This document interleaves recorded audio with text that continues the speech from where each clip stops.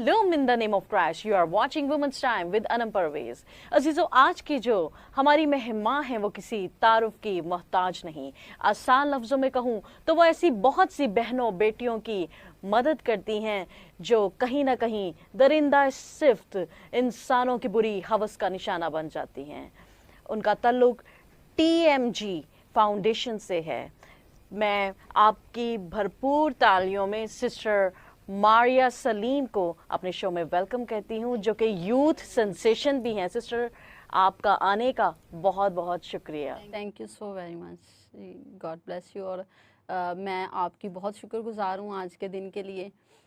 और ये मेरे लिए खुदावंद की तरफ से है कि आपने समझा कि मैं यहाँ पे आऊँ और बहुत सारे लोगों के साथ मिलके जो है वो आज मैं कुछ चीज़ें जो हैं वो शेयर कर सकूँ। माइट भी यहाँ से बहुत सारे लोगों को कुछ चीज़ें मिलेंगी ऐसी जो उनके लिए मोटिवेशनल होंगी। ये तो बहुत ज़बरदस्त बात आपने कही, क्योंकि बहुत से ऐसे लोग हैं जो आप जैसे लोगों की तलाश में रहते हैं कि कोई तो हमारी मदद के लिए आए। सिस्टर, वैसे TMG फाउंडेशन का क्या किरदार है? TMG मैं आपको नाम से शुरू करती। TMG का मतलब है तारक मसीह गिल फाउंडेशन। और हम लोग पीस पे काम कर रहे हैं। इसके बाद हम लोग वुमेन एम्पावरमेंट पे काम कर रहे हैं। जो मेरा सबसे फेवरेट सब्जेक्ट है वो वुमेन एम्पावरमेंट ही है।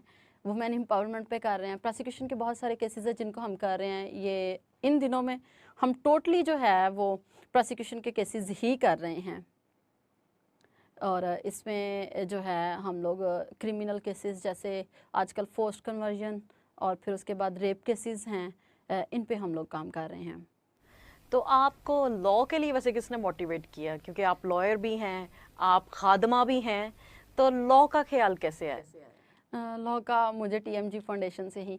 अच्छा, जब हम लोगों ने 2020 में इन रेप केसेस पे काम करना शुरू किया, हमारे पास एक केस आया 2020 शुरू के दिनों में। एक बच्ची थी डफ एंड डम, और उसको कुछ लोग ले गए, उनके नेबर्स में रहते थे, तो वो लोग उस बच्ची को अपने साथ ले गए और फिर उसके बाद उन्होंने उसको कन्वर्ट कर लिया।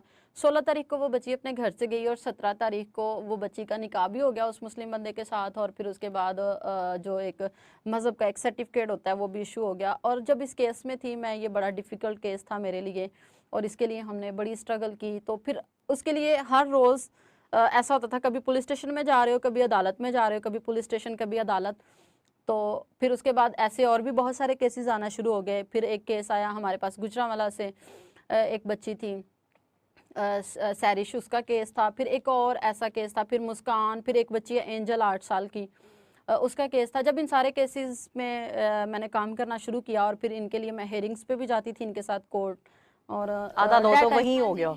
हाँ जी, दैट टाइम मुझे ख्याल आया कि नहीं, अब हर रोज़ वकील से पूछने से बेहतर है कि बाजी बताएं ज़रा इसमें हम क्या करेंगे, इसमें क्या करेंगे। उससे बेहतर यही है कि मैं खुद ही LLB कर लूँ और खुद ही वकील बन जाऊँ, ताकि थोड़ा वक्त बचेगा जो हम फ़ोन पे दूसरों से पूछ रहे होते हैं वो बचेगा। और वैसे भी मुझे था, जब मैंने TMG फाउंडेशन में जब मैंने काम शुरू किया था, मैं TMG फाउंडेशन में एज अ जनरल सेक्रेटरी कर रही हूँ। तो जब यहाँ पे शुरू किया था तो तब था कि किसी एक सब्जेक्ट में स्पेशलाइज करना है, और माइंड था कि लीडरशिप में PhD करनी है और अमेरिका से करनी है।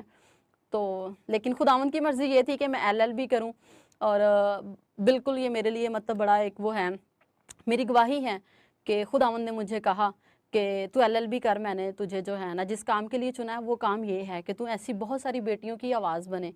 और फिर मुझे लगा कि नहीं, मुझे LLB ही करना चाहिए। और खुदावंद की मर्ज़ी भी यही थी। और आप भी इस चीज़ को समझते हैं, जिस चीज़ में खुदावंद की मर्ज़ी होती है, जब हम उसकी मर्ज़ी को अपनी ज़िंदगी में पूरा करते हैं तो हमारी ज़िंदगी आसान हो जाती है। जब हम अपनी मर्ज़ी करने की कोशिश करते हैं फिर बहुत ज़्यादा जो हैं वो डिफ़िकल्टीज़ आती हैं, प्रॉब्लम्स हमें फ़ेस करना पड़ती हैं।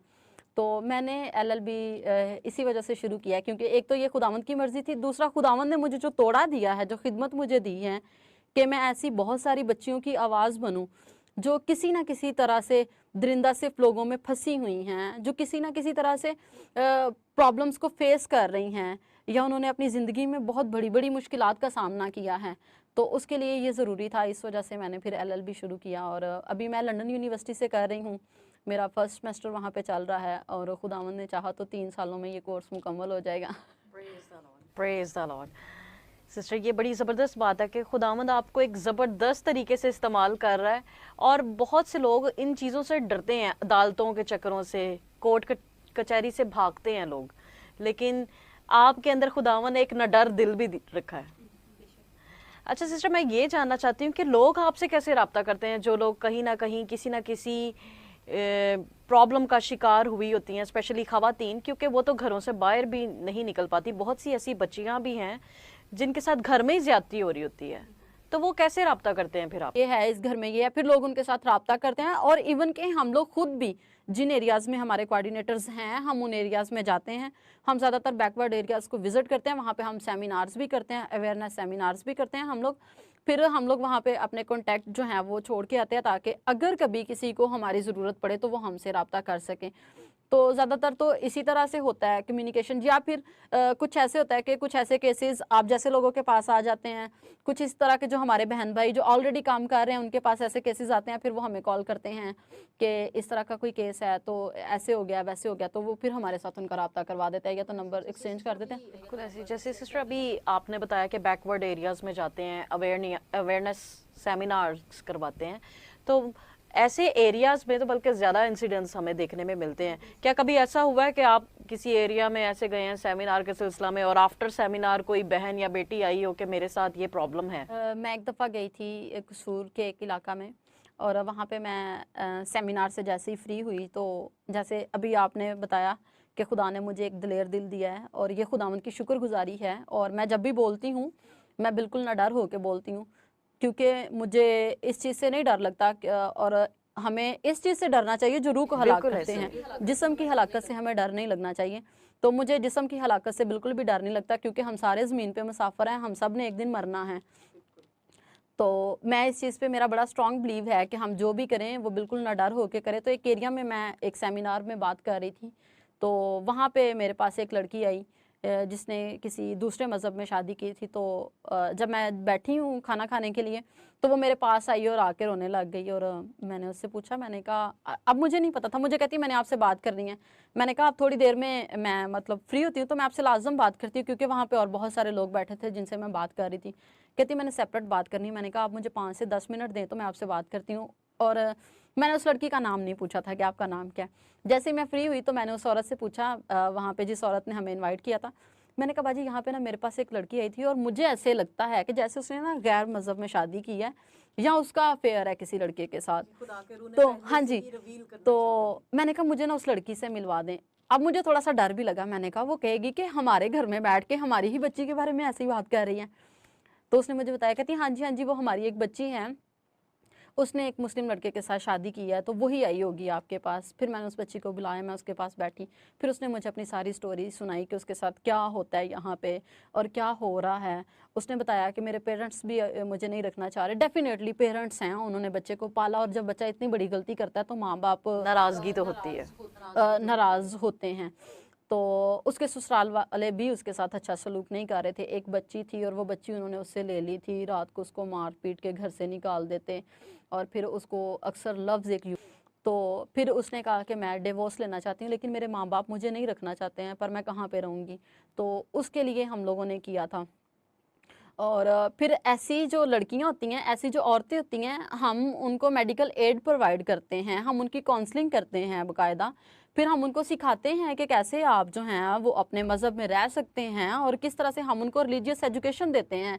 देखें खुदा जो है ना वो माफ़ करने वाला है, और हम इंसान होते हुए मतलब ऐसा नहीं कर सकते कि हम किसी को माफ़ ना करें, और हमारे पास ऐसा इख्तियार ही नहीं है। ये इख्तियार, जजमेंट का जो इख्तियार है वो सिर्फ खुदा के पास है, हमारे पास नहीं है। और अगर कोई इंसान वापस लौटना चाहे तो आई थिंक सो कि हमें उसे सपोर्ट करनी चाहिए, उसको हेल्प आउट करना चाहिए। जो हम उसके लिए कर सकते हैं कि वो इसमें से निकले, तो हमें उसके लिए करना चाहिए। तो कुछ तो ऐसे भी होता है कि सेमिनार्स जब हो रहे होते हैं, हम बात कर रहे होते हैं, तो उसके बाद बहुत सारे लोग जो हैं, खासतौर पे हर किसी को अपनी स्टोरी लग रही होती। हाँ जी, लड़कियां या बेटियां जो हैं वो मेरे से रब्ता करती हैं और बात करती हैं कि अच्छा आपने ये बात कही थी और ये मेरी लाइफ में भी है। और क्योंकि मैं खुद जो हूँ एक बहुत छोटी फैमिली से हूँ, मेरा कोई बहुत रिच बैकग्राउंड नहीं है, गांव से हूँ मैं। और फिर उसके बाद इधर लाहौर शिफ्ट हुए, यहाँ पे फिर जॉब शुरू की, और फिर यहीं पे मैं काम करना शुरू हो गई। और फिर खुदा ने मुझे ये एक रास्ता दिखाया। जब मैं काम कर रही थी तो मुझे ऐसे लगता था जैसे मैं सेटिस्फाइड नहीं हूँ अपनी लाइफ में।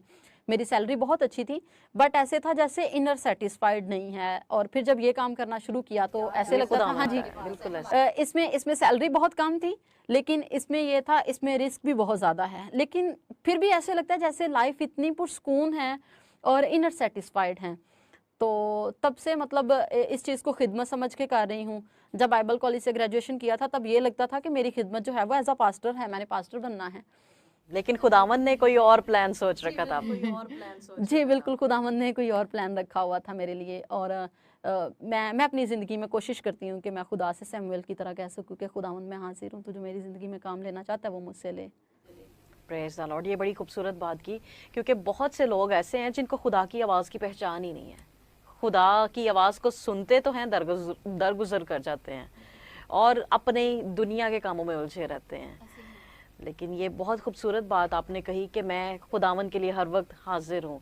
अच्छा सिस्टर, जैसे आरजू केस था और बहुत से कई केसेस हैं जिनमें आपकी फाउंडेशन कहीं ना कहीं मदद के लिए गई, तो इस दौरान में मीडिया कवरेज भी बहुत होती है, तो मीडिया की वजह से कभी प्रॉब्लम तो नहीं फेस करनी पड़ी आपको? चंद एक केसेस में, इवन के एक केस कसूर का था, तलवंडी, वहाँ का एक केस था, उसमें हमें मीडिया की वजह से कुछ जो है वो प्रॉब्लम फेस करना पड़ी थी। अदरवाइज मीडिया जो है वो हमेशा हमारे लिए हाँ जी सपोर्टिव ही रहा है, उसने हमेशा मदद ही की है हमें। और आप समझते हैं जिस माशरे में हम रहते हैं, जिस कम्युनिटी में हम रहते हैं, वहाँ पे जो चीज़ें हैं उनको जब हमारा क्रिश्चियन मीडिया ख़ास तौर पे जब इसके लिए आवाज़ उठाता है तो वो हमारे लिए बहुत ज़्यादा जो है वो मददगार साबित होती हैं। जी अजीजों, उम्मीद है कि आज का एपिसोड आपको बहुत पसंद आया होगा। मैं जितने भी पेरेंट्स इस एपिसोड को देख रहे हैं उनसे ये इल्तमास करूंगी कि अपने बच्चों के साथ मोहब्बत से पेश आएं और ज़्यादा से ज़्यादा उनके साथ टाइम स्पेंड करें ताकि वो कहीं और मोहब्बत की तलाश ना करें। अपने बच्चों को प्यार दें और उनको अवेयरनेस दें ताकि वो जब कभी उनके साथ कोई गलत करने की सोचे तो उनको मुंह तोड़ जवाब दे सकें।